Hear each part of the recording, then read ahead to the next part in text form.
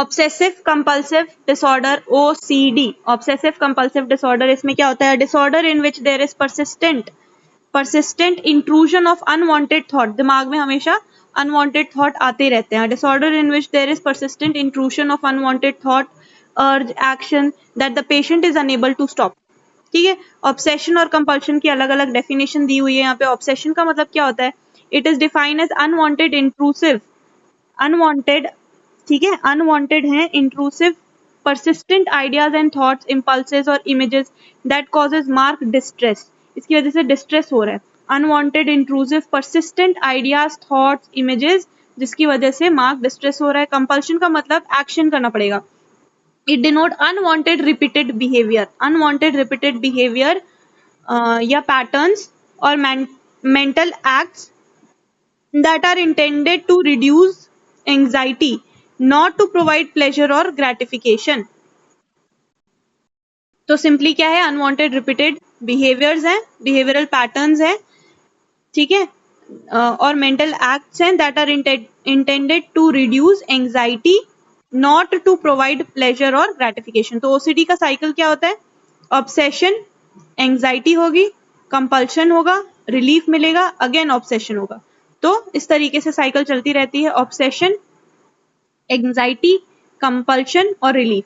Etiology क्या है? तो widely accepted to result from genetic vulnerability, ठीक है, या फिर chemical changes in some areas of the brain. Clinical features क्या देखने मिल रहा है? तो obsession are frequent persistent thoughts. तो यहाँ पे क्लिनिकल फीचर में वही सेम चीज लिखी है, same. Obsessions are frequent, persistent thought, impulses, images that are experienced as intrusive और senseless thoughts आते रहते हैं, जैसे aggression, common are aggression, contamination, sexual या फिर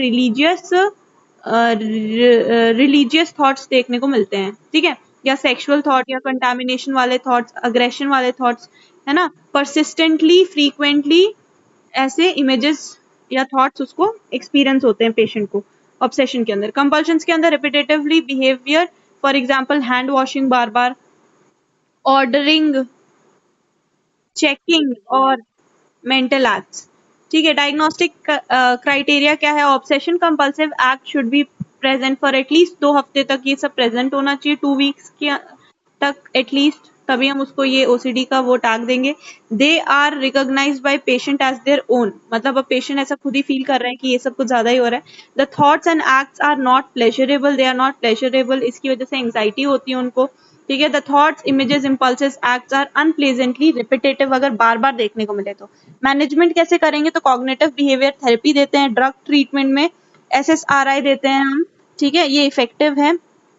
और साइको सर्जरी भी करने को मतलब साइको सर्जरी भी करनी पड़ सकती है सीवियर इलनेस में. तो ऐसे तो कॉग्निटिव बिहेवियर थेरेपी और कुछ SSRI दे देते हैं, ठीक है. तो ये हो गया हमारा ऑब्सेसिव कंपल्सिव डिसऑर्डर.